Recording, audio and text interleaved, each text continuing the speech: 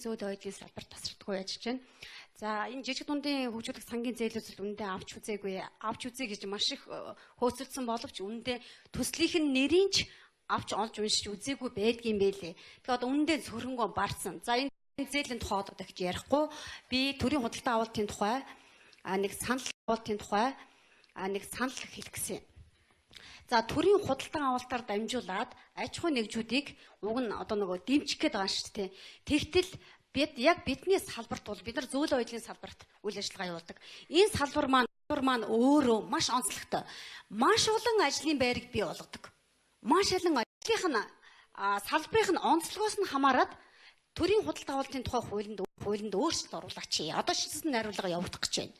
Тэгэхээр би юу гэж хэлэх гээд байна вэ гэхээр бидний хийдэг ажил бол одоо энэ төрийнх байна, том аж ахуйн нэгжүүдийн ажлын хувцас. Тэгтэл энэ бол маш олон мянган хийгддэг. Гэтэл нөгөө тендер нь яадгүй гэхээр бичиг цаастайхан зууралцаар байгаад өвлийн ажлын хувцсыг өвлөн зарладаг. 10 сард 11 сард хизээ тэрийг шалгаруулад хизээ хувцсанд бэлэмлэх. За би яг түрүүчийн бодит жишээ хэлье.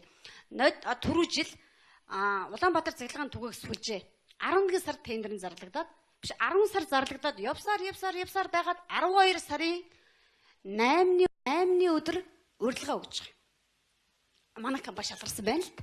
870 эд өвлийн хос хувцас, нэхий дотортой хос хувцас юм. Энийг 2-3 сар хийх энэ ажил. Хийгдэх ёстой ажил. Өөрөөр яагаад гэвэл давхар дотортой, нэхий дотортой, ерөөсөн маш олон давхарлагатай, маш олон ажилбартай. Гэтэл яг 12 сарын 8-нд урилгыг 5 хоногийн дараа гэдэг чинь 12 сарын 11-2-нд гэрээгээ байгуулсан гэж байна.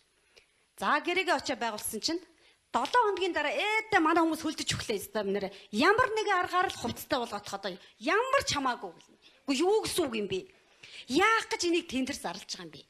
Өнөөдөр бид нар ажил авчлаа гэд харин хүн аж аргалтай хэдэн үнэ ажилтай болгочлоо. Ингээд баярлахын оронд бид нар яах вэ? Бүр цус харуулах юм болж байгаа. Одоо яана одоо энийг яах вэ? Чи хаашаа хандах вэ?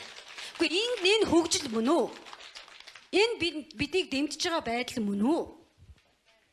Тэгэхээр би юу гэж хэлэх гээд байна вэ гэхээр салбарын онцлогоос нь хамааруулаад төрийн худалдаа авалтанд энийг дор хаяж 3 жил өгвөл 5 жилийн хугацаатай гэрээ байгуулдаг байгаа чи.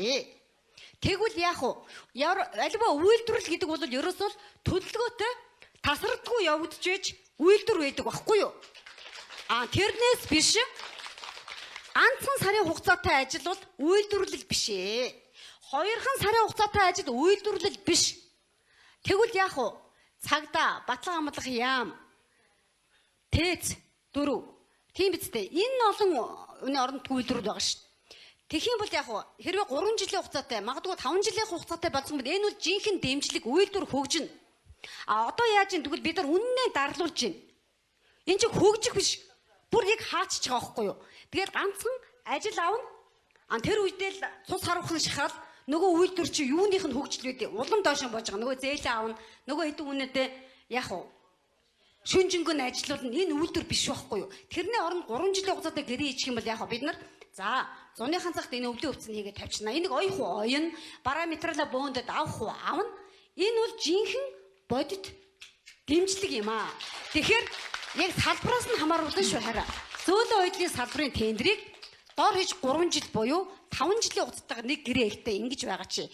Тэгэх юм бол бодиттой дэмжлэг болно. Ингэж яаж үйлдвэрч хөгжнө.